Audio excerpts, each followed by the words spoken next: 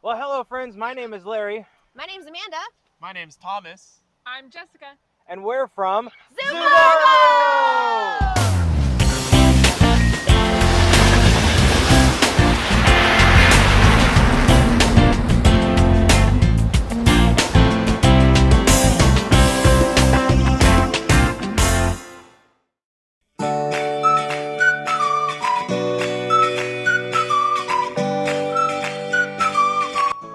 Zovargo. It stands for three big words, and that's zoo or zo, which is animals, var for variety of animals, and go because we are always on the go, and we also believe in pushing forward the message of conservation and allowing everyone to be able to feel empowered to make a difference in the world. We go out to schools, we go to libraries, various civic groups, and we believe in spreading that message of conservation and stewardship for our wild spaces and our whole world and wildlife to everyone.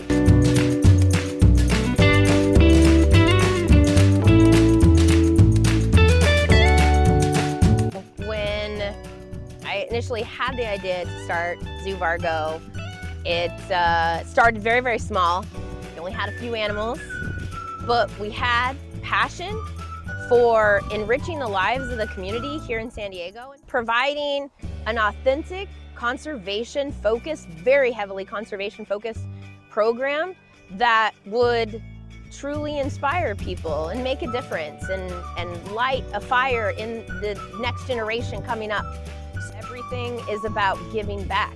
I've always been a long-time volunteer, always giving myself and contributing to various other organizations and other conservation efforts, but realizing that nothing like Zovargo existed out there, I felt like there was a need for an organization that ties in unique animals from all different walks of life and then has a program that not only supports the community, gets them hands-on doing conservation work, but also provides a hands-on experience for young adults and even older adults that are looking for a new career. So our internship program was something that we wanted to do since the beginning, and having our interns is a way to give back to them and give them the experience too. See, a long time ago, I never would have seen myself as really doing anything like this, or even really considering myself an animal person. Although, you know, I've grown up around animals my whole life. My mother even runs a dog rescue. So yeah, I really had not even considered anything like this. But I had attended so many of Amanda's presentations and had assisted her and just continued to go along through those things. And really it was her that inspired me to be able to use the skills that I have as well, even just being a public speaker and already having a love of animals instilled within me. She had just inspired me that, you know, I could also make a difference rather than just doing like the simple things that all of us try and do, whether it's, you know, we're trying to recycle or reduce our plastic, which are all great things, but I knew that I could still do more. And it literally was Amanda that inspired me to do more. And through our dedication together, we were able to, you know, form a bond that helps everybody to be inspired.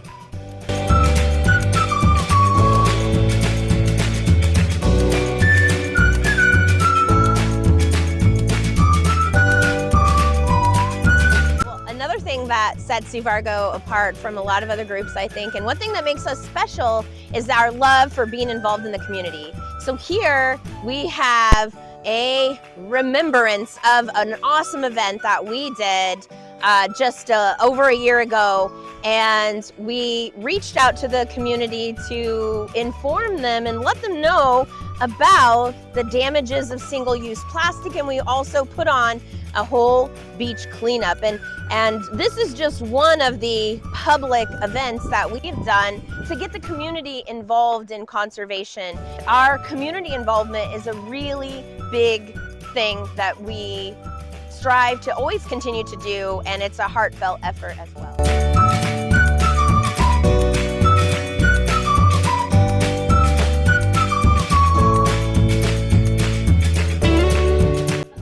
So this is Baby Bird. She is a red-crowned Amazon parrot. Now, the red-crowned Amazon parrots, you might think by the name that they come from the Amazon, but that is actually a misnomer. When they were originally discovered, the people that gave them the name the Amazon, it was kind of, they looked at them and looked like, those look kind of like a bird from the Amazon, and gave them that name. But they're actually found in Mexico and have actually moved their way up into the southern part of the United States. So we actually have quite a few of these birds here in San Diego County. I believe we have a flock that's about 500 strong. So they're doing quite well. The only thing is that in their original habitat in Mexico, because of issues with like deforestation, the original populations there are diminishing. They are going down. So we use Baby Bird to talk about the importance of recycling, the issues with deforestation, and why it's so important to protect these birds. Now, Baby Bird herself was actually found here in San Diego County. She, as a young bird, must have somehow got separated from her flock. She was not able to take care of herself. She was very weak, and so she was taken in to be rehabilitated. But she ended up not being able to be released back into the wild. She did imprint. She is very used to people, which makes her a great animal ambassador. So we actually, not only is she an ambassador for her species, but she also teaches people about what it is to have parrots as a pet. They do live a very, very long time. And so a lot of people don't understand the commitment that it takes for a bird like this. And so for people that are interested in parrots, we do tell people to adopt, don't shop.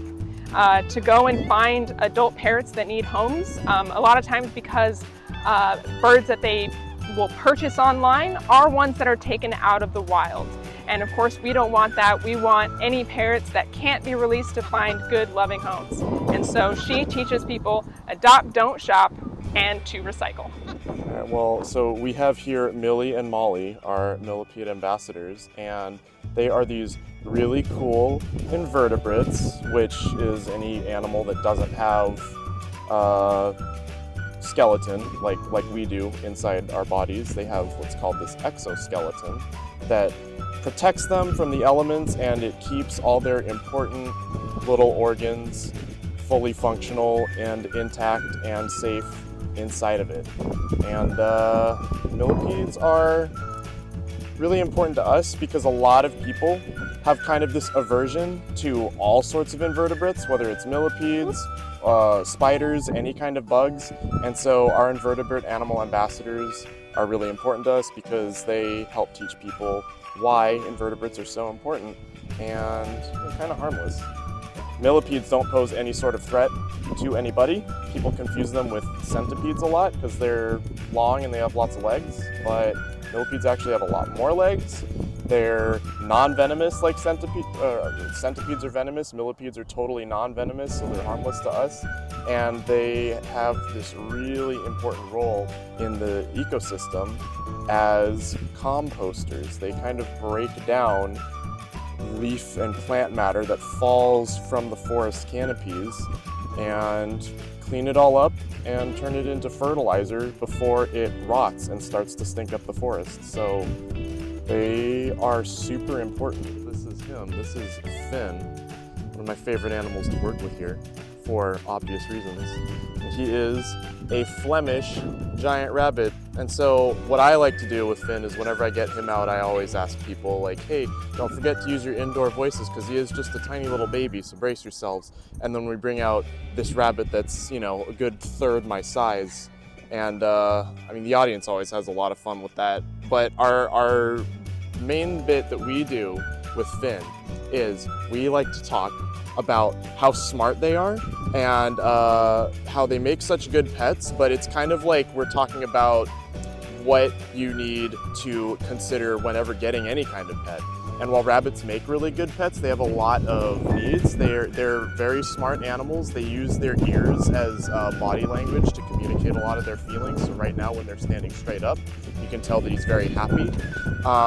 And since they're so smart, they need lots of attention. They need lots of space to move around, lots of food.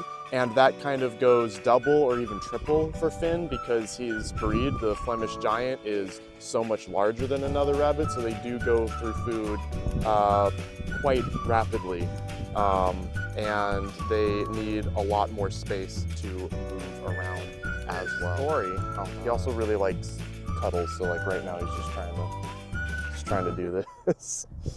And yeah, as far as his story is concerned, he and our other Flemish Giant, Red, we adopted them from a rabbit farm. They were being bred for food, which I guess makes sense since, you know, they are quite large.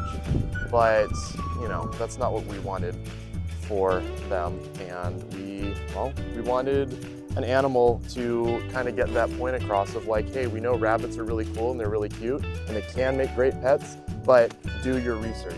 That's kind of a big theme in for a lot of our animals is if they make great pets, all pets, like there's really no easy pet at the end of the day, except like a pet rock.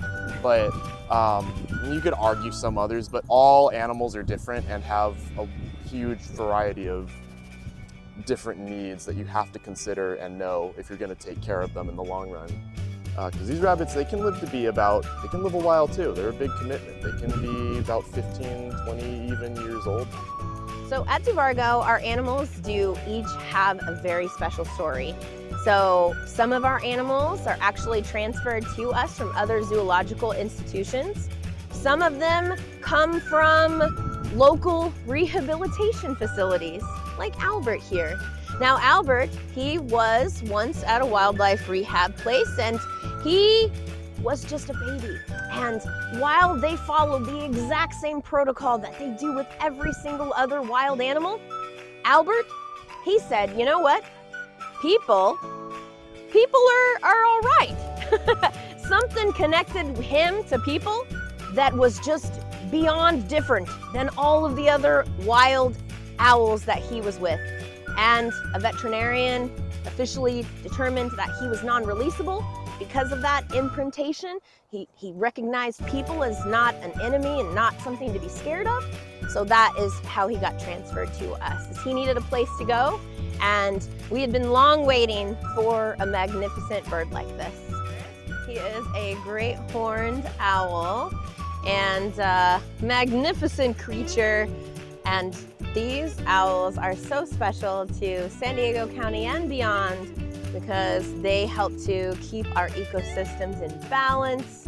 And they're one of the top predators that if you're lucky enough, you may get to hear in the night. They're really challenging to see or catch.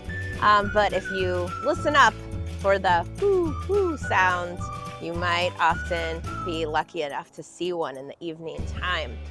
If you get up early enough with the very first spark of daylight, that's when you might also see them pretty active. But Albert here is a really special animal ambassador to Zovargo because he not only represents our local wildlife, but for our virtual friends that attend from all over the United States, he also is something that they can see in their own backyards and neighborhoods. And so again, it's all about connecting people to wildlife that they may see and then helping them to understand how they can support these birds, what they can do. A big thing that does impact birds of prey, and depending on the region folks live in, is habitat loss. New areas are always being developed across the country, and losing a big chunk of a forest or disrupting that habitat can certainly have a big impact on these birds. They tend to use the same nest year over year if they're able to. So when a tree is cut down or that general habitat is disturbed, they might lose their food source in that habitat, and then that causes them to go somewhere else, find a different nest and find a different place to have as their home. so often the growth of people and development of our neighborhoods has a negative impact on these birds.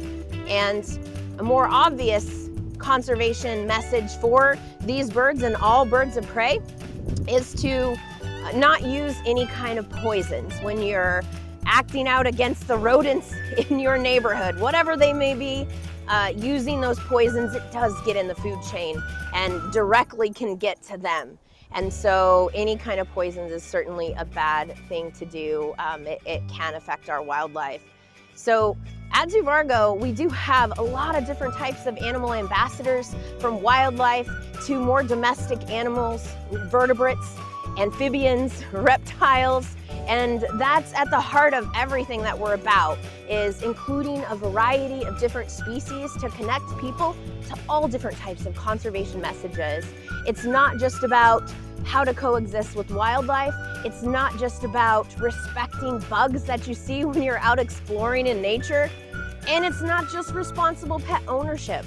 It's all of those things. Conservation is all of those things, and learning how to be better stewards for our planet and better stewards for all animals.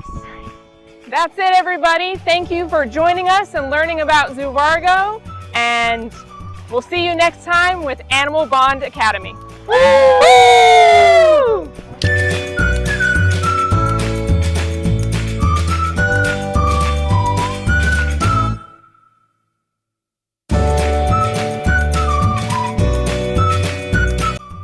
Looking for new ways to engage your students in humane education and the human-animal bond? Get Curriculum in Action, Multiculturalism and the Human-Animal Connection at animalbondstudies.org or cognella.com.